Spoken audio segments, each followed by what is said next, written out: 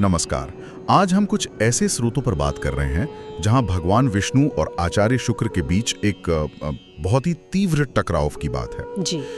ये सब शुरू हुआ शुक्र की मां के वध से, जो विष्णु ने किया था, और शुक्र के लिए ये अक्षम्य पाप था। हाँ, और ये जानना जरूरी है कि ये सिर्फ एक व्यक्तिगत दुख या गुस्सा नहीं था। स्रोतों में ऐसा लगता है कि शुक्र का जो प्रतिशोध था वो बहुत गहरा था, लगभग एक युद्ध की घोषणा जैसा। हाँ, विष्णु और देवताओं के खिलाफ। बिल्कुल। और इसके परिणाम काफी बड़े हो सकते थे।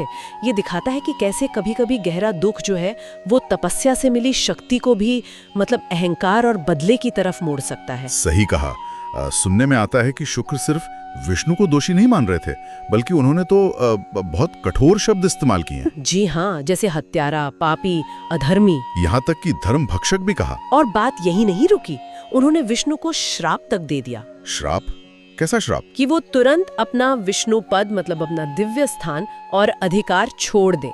बाप रे, ये तो बहुत बड़ा श्राप हुआ। और ये सिर्फ कहने की बात ही नहीं थी, उन्होंने बाकायदा कस्में खाईं। कस्में किस तरह की? कि वो विष्णु लोक समेत विष्णु से जुड़ी हर चीज नष्ट कर देंगे, अपनी जबान को सांप बनाकर देवताओं को डसने की बात कही।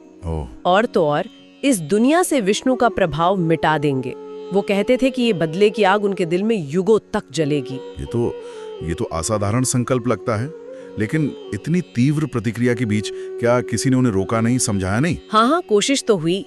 स्रोत बताते हैं कि खुद विष्णु ने, देवी गंगा ने, और यहाँ तक कि शुक्र के अपने पिता महर्षि भृगु ने भी कोशिश की। भृगु ने भी? अच्छा, उन्होंने क्या कहा? उन्होंने समझाया कि देखो, तुम्हारी माँ की मृत्यु असल में मुक्ति थी। मुक्ति मतलब जन्म और मृत्यु के चक्र से परे जाना, एक तरह की आध्यात्मिक स्वतंत्रता। ये तो काफी दार्शनिक बात है, पर क्या शुक्र ने इसे माना? उन्हें ये तर्क समझ आया? नहीं, बिल्कुल नहीं। शुक्र के लिए ये सब शब्दों का खेल था।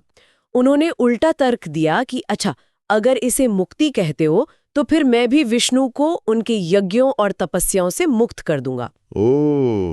मतलब वो सुनने को तैयार ही नहीं थे। बिल्कुल, किसी की नहीं सुनी, यहाँ तक कि अपने पिता भृगु की सलाह भी नहीं मानी। साफ कह दिया कि अब वो विष्णु के सबसे बड़े दुश्मन हैं और वैष्णवी प्रभाव को खत्म करके ही रहेंगे। पिता की सलाह भी ठुकरा दी। ये वाकई चौंकाने वाला है। तो फिर विष्णु ने क्या किया? इस श्राप और इस खुली दुश्मनी पर उनकी क्या प्रतिक्रिया थी? देखिए, विष्णु की प्रतिक्रिया काफी संतुलित थी, लेकिन दृढ़ भी। सुनने में आता है कि उन्होंने शुक्र के श्राप का मान रखने के लिए विष्णु लोक छोड़ने का फैसला किया। छोड़ दिया?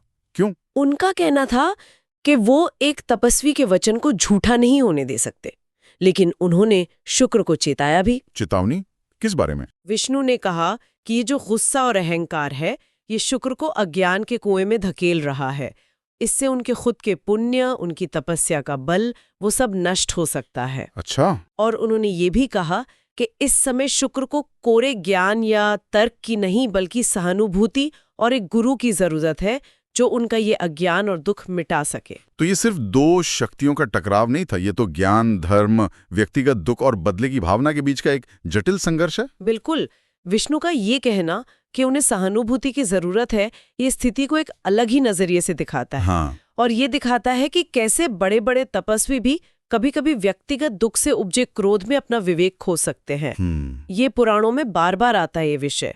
और शुक्र यही नहीं रुके, उन्होंने तो ब्रह्मा जी और शिव शंकर से भी अपील की कि विष्णु को दंडित किया जाए। अरे, इससे तो पूरे ब्रह्मांड की शांति भंग होने का खतरा हो गया होगा। जी हाँ, बिल्कुल। तो इन स्रोतों से हमें शुक्र के इस अटूट प्रतिशोध की, विष्णु की प्रतिक्रिया की और इस पूरे टकराव के जो संभावित असर हो सकते थे उसकी एक झलक मिलती है।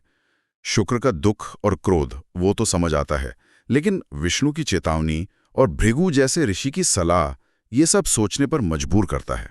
हाँ, और ये हमें एक अहम सवाल पर लाकर छोड़ता है, जिस पर श्रोता सोच सकते हैं कि जब गहरा व्यक्तिगत दुख और बदले की भावना इतनी हावी हो जाए कि वो किसी के ज्ञान, विवेक और